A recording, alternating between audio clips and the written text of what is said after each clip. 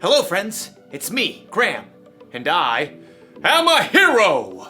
Hee-yah! Hee-yah! Hee-yah!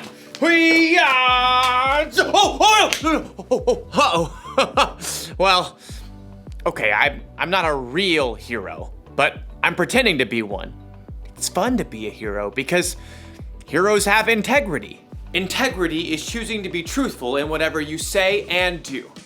And heroes, above everything else, are truthful. Of course, it's also fun to pretend to be the villain. Now you will know the power of the bucket. For I, Buckethead, am your second cousin once removed. No, that's impossible! We look nothing alike! Would I lie to you? Yeah, probably. You're right, I probably would.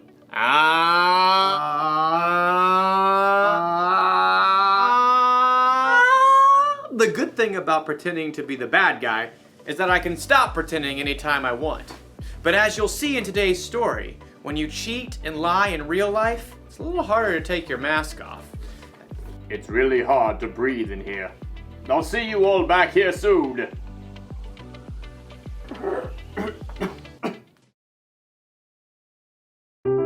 The Bible. It's 66 books of history, stories, letters, and poetry that fit together to form God's one big story. The epic adventure of how He created us and loves us so much that He made a way to rescue us. As we travel through the Bible, from Genesis to Revelation, we discover people who met God and found their lives changed forever. Now, for an amazing story, inspired by the book of 2 Kings, chapter 5. Naaman was the commander of the army of Aram, one of Israel's greatest enemies. Forward march! Though Naaman was a wealthy man, he had one problem that no doctor could solve. He had a terrible skin disease. Make it go away. Then Naaman heard news of a prophet in Israel, Elisha, who might be able to help. But instead of going straight to Elisha, Naaman took rich gifts to the king of Israel, along with a letter from the king of his own land explaining how important he was. The king of Israel frowned as he read the letter from his enemy, the king of Aram. I am sending my servant Naaman to you with this letter. I want you to heal him of his skin disease. What? No! I'm not God. Your king is trying to pick a fight with me. But I just Not want... listening, not listening. La, la, la, la, la. The king of Israel made such a fuss that Elisha heard the news and sent a messenger. It was probably his trusted servant, Gehazi. I'm a good guy. Trust me. Gehazi took Elisha's message to the king. Elisha says tell the man to come to me. Gehazi raced back home to help Elisha prepare for the important visitor. And sure enough, the king of Israel sent Naaman straight to their doorstep. Gehazi peeked out the window. Look how low the chariot is riding. What's in the back? Embroidered robes and bags of something? Gehazi? Hurry up. You gotta look good for this guy. I'll get you your best robe. Nope. You're not wearing the robe? I'm not going out. Not going out? No, you are. My robe? What's wrong with your robe? It's old. It's not even a decent name brand like Melchizedek or Queen Jezebel. Elisha sent his servant out the door with a message for Naaman. Are you the prophet? No. But let me just say that is one excellent chariot. I see you got the golden hubcap. Where's Elisha? He says, go. Wash yourself in the Jordan River 7 times. Then your skin will be healed.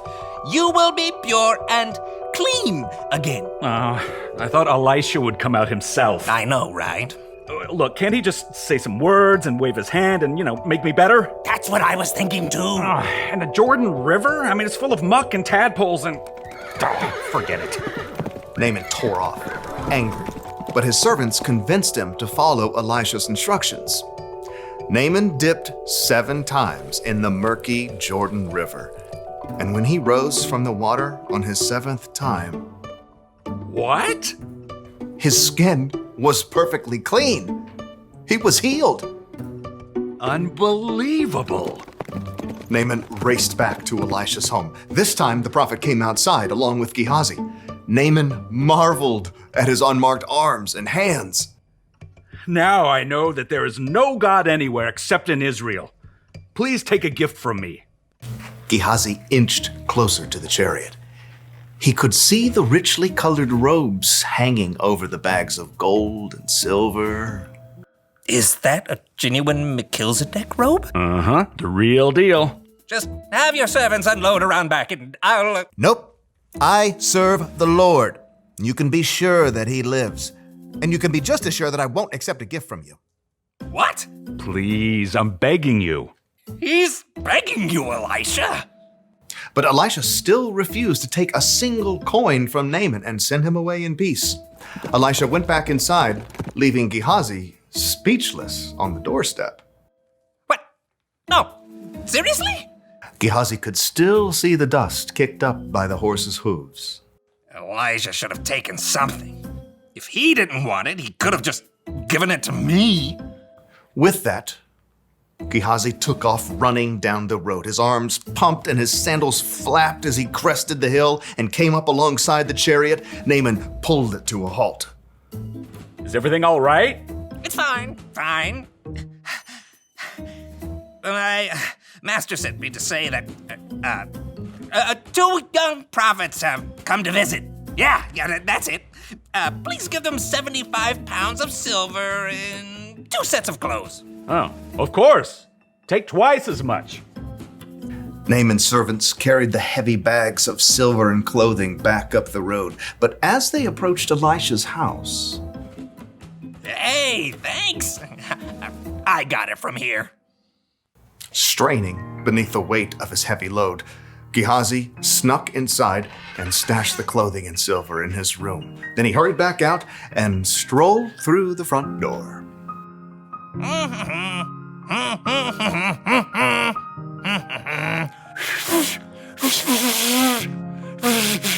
Can't whistle. Elisha studied him with sharp eyes. Where have you been? Oh, me? I didn't go anywhere. Didn't my spirit go with you? I know Naaman greeted you. I know you took money and clothes. I was just being nice to the horses, making their load lighter. You and your family after you will have Naaman's skin disease. Then I can't wear my new robes. Sure enough, Gehazi's skin was soon covered with sores, just like Naaman's was.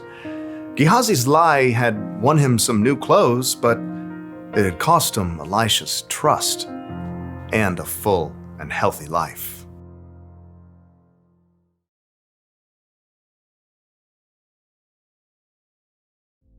Elisha's servant Gehazi told some lies, didn't he? He lied to himself, saying he needed more stuff than he already had. He lied to Naaman to get the stuff. Then he lied to Elisha about all of it. Maybe Gehazi wasn't a bad guy, but would you be able to trust somebody like that? Never! What if someone lied to you? What if they said they were going to keep a secret, but they let it slip out? Or if they said they'd do one thing, but then did something else instead? Do you still trust them? Oh no! It's harder to trust people after they've let you down, right? Correct!